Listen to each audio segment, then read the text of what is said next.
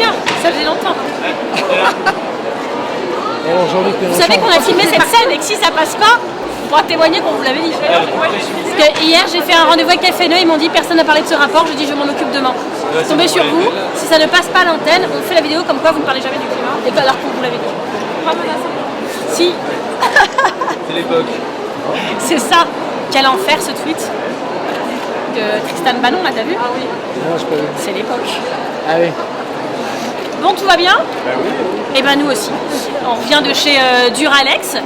Donc c'est un site que toi tu as beaucoup soutenu comme député, puisque Charles Fournier c'est notre monsieur industrie des verts, notre député d'Indre-et-Loire qui fait un tour de France de l'industrie. Donc tu avais été dès le début de la lutte. Tout à fait. Moi j'étais allée à l'été 2024 visiter toute l'entreprise, discuter avec ses salariés.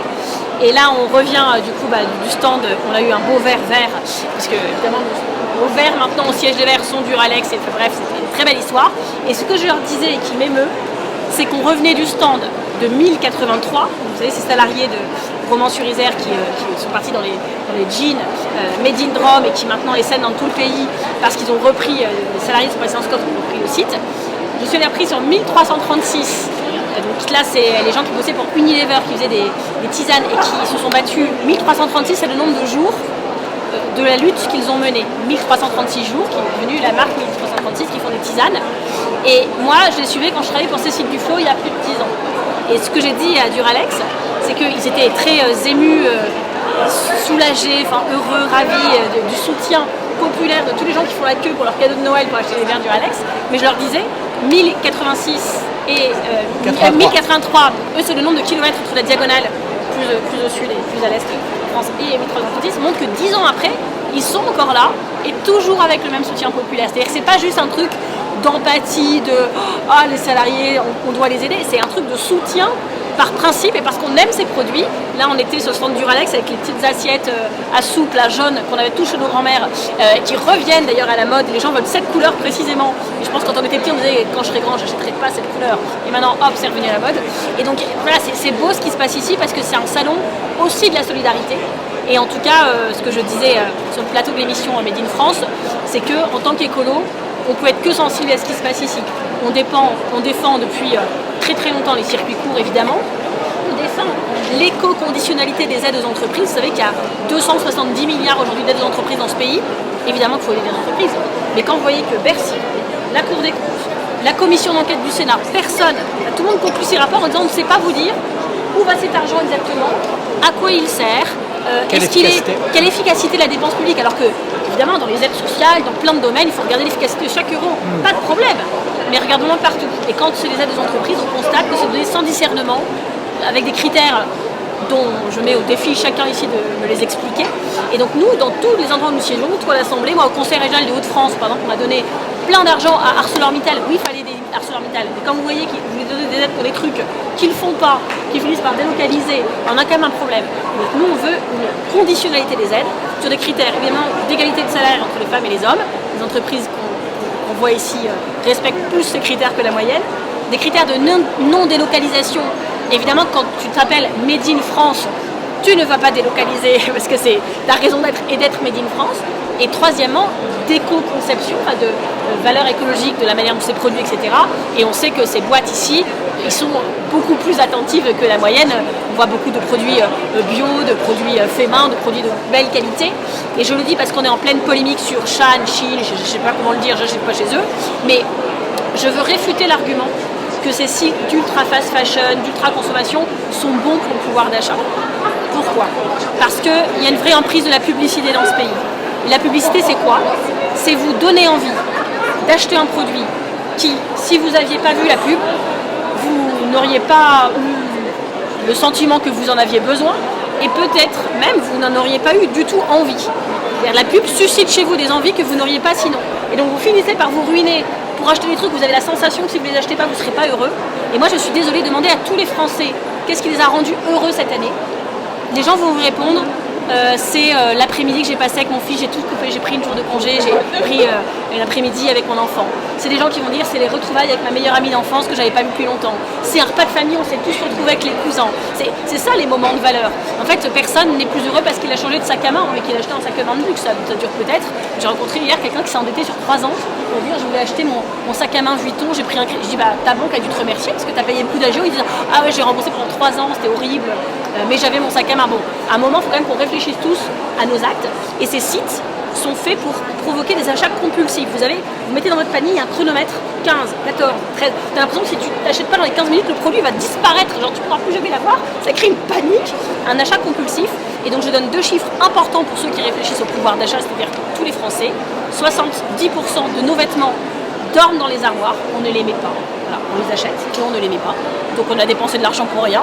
Et deuxièmement, 45% des achats d'ultra fast fashion, les acheteurs reconnaissent regretter leur achat ensuite. Donc, outre que c'est pas bon pour la planète, pour l'environnement, que ça rend malade vos enfants, vous mettez sur la peau de vos enfants des vêtements qui comportent des substances qui sont interdites en France depuis des années.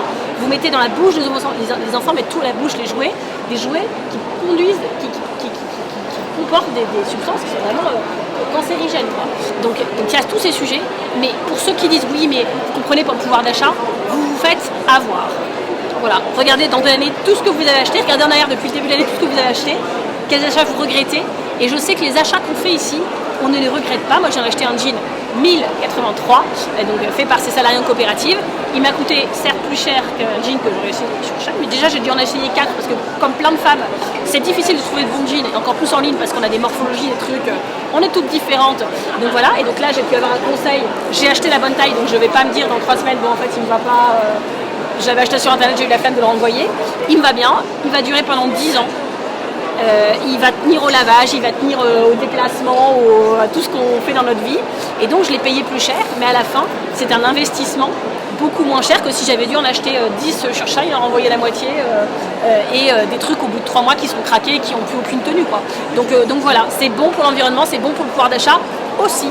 Donc là en fait, le gouvernement veut interdire Shein, Shine, bref, je ne saurais jamais le dire, c'est comme ça. Mais ils veulent l'interdire pour 2 raisons. Il y a eu cette affaire de poupées, de jouets sexuels pédopornographiques, qui est aussi sur AliExpress, je sais pas quoi. Allez voir sur les autres plateformes, elle y est aussi. Donc une fillette avec un ours dans les puces dans les bras qui est en fait une poupée sexuelle, c'est quand même un délire. Là on se rend compte qu'il y a des armes de catégorie A.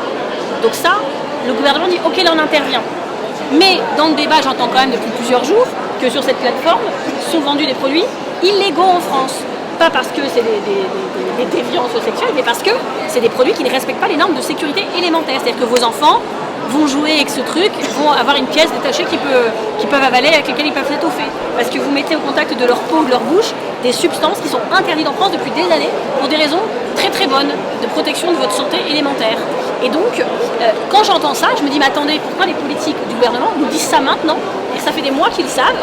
Nous, on n'arrête pas de le dire, mais c'est pas nous qui décidons. Eux, ils disent, ils savent, mais ils font rien. Bon, bah j'ai un problème. Et Shein, Shine, c'est pas les seuls à faire ça en fait. Ah bah, nous déjà, on valorise dans ce qu'on dit, dans ce qu'on fait, ces entreprises-là. C'est des vêtements qu'on fait pas que. Enfin là, je vous parle de 1083, ce jean, je vais le mettre. Je vais le porter, je vais le revendiquer, je vais le montrer. On fait la promotion de ces entreprises. C'est un vrai soutien. Vous voyez là, la politique, elle peut pas tout. La politique, vous mettez un bulletin dans l'urne peut-être une fois par an, c'est l'élection, mais vous votez tous les jours avec votre caddie en réalité. Donc je pense qu'il ne faut pas toujours compter que sur le politique ou la politique. Il y a aussi ce que chaque consommateur fait, et en tant que consommateur, nous sommes exemplaires. Mais on ne peut pas non plus en tant que politique se défausser tout le temps sur chacun doit faire sa part. Nous, on doit faire la nôtre aussi. Charles est en plein Tour de France que j'accompagne au maximum sur un Tour de France de l'industrie, de la réindustrialisation. Et moi qui suis des Hauts-de-France, je peux vous dire combien de boîtes j'ai vu fermer à Hénin-Beaumont, Samsonite, etc. dans toute la région, l'industrie automobile, chez moi à Douvrin, l'industrie textile à Roubaix. Enfin, on a vu que ça et maintenant ça commence à réouvrir parce qu'il y a des gens qui tiennent ce pays à bout de bras et qui se battent. Donc ça, c'est des choses qu'on va soutenir fortement. Enfin, quand nous, on a accompagné plusieurs sites, y compris la chapelle d'Arblay, tu te rappelles combien le parcours du combattant, tu as des gens ici qui claquent des doigts, ils ont du pognon de dingue qui débarquent, de l'État, c'est la Startup Nation, tout ça, les bonnes personnes avec les bons réseaux ont. Et les salariés qui se battent pour maintenir une industrie qui est vitale pour notre pays, pour l'environnement, enfin qui est gagnant, eux, ils doivent se battre des années parce que les critères de la BPI, ah non, ça rentre pas dans tel cadre, là. c'est incroyable quoi, le nombre de rendez-vous sidérants qu'on a fait. Donc nous en fait, on simplifiera la vie aux gens qui font du bien. Voilà, c'est la base. C'est la base. Après, il y a quand même un texte de loi qui va revenir à l'Assemblée nationale pour un bonus-malus sur les produits et la mise en marché de produits textiles comme ceux que Chine peut proposer. Donc il y a quand même des mesures législatives qui peuvent permettre d'encadrer. Et puis ensuite, il faut agir en européen. Il faut aussi qu'on travaille sur des protections pour éviter que des produits importés en quantité viennent envahir nos marchés et faire en sorte que ces activités-là, elles ne tiennent pas dans une concurrence. Donc il y a évidemment aussi là un enjeu majeur de protectionnisme, mais un protectionnisme écologique, social, qui fait progresser, pas un protectionnisme qui tire vers le bas. Souvent là-dessus, il y a plein de propositions à faire et à porter à l'échelle européenne. Mais vous voyez, sur l'ultra fast fashion, c'est un texte qu'on porte depuis longtemps. On a un peu prêché dans le désert, tout ça. Là, maintenant, avec la polémique des 3 derniers jours, tout le monde dit il faut faire ce texte tout de suite. Ouais. Merci. Bon, Sauf que ça a traîné longtemps. Ça a traîné très très longtemps. Donc nous, on est cohérent, constant, on est juste. Et je le dis, nous, on ne porte pas une écologie qui pointe du doigt, nous, c'est l'écologie qui tend la main. C'est-à-dire qu'on n'est pas dans un jugement, on accompagne les gens en prenant en compte la complexité de leur parcours réel. Voilà. Et ça, je pense que c'est important à dire aussi. J'espère que non, parce qu'il a été ministre de l'Industrie pendant plusieurs années quand même. Mauvaise foi, les alertes ont été multiples, énoncées de nombreuses fois dans l'hémicycle. Il était ministre de l'Industrie. Voilà, on a parlé de ces sujets-là très concrètement, justement, sur tous les problèmes que ça pose. Donc il ne peut pas dire qu'il n'est pas informé. Par contre, soit il ment, soit il n'a pas voulu agir. Soit il dort sur le banc des ministres et c'est pire. Bon, voilà, les écolos, ils n'attendent pas la polémique pour agir, ils le disent depuis longtemps. C'est comme ça qu'on gouvernera. Bon courage. Merci. Merci beaucoup.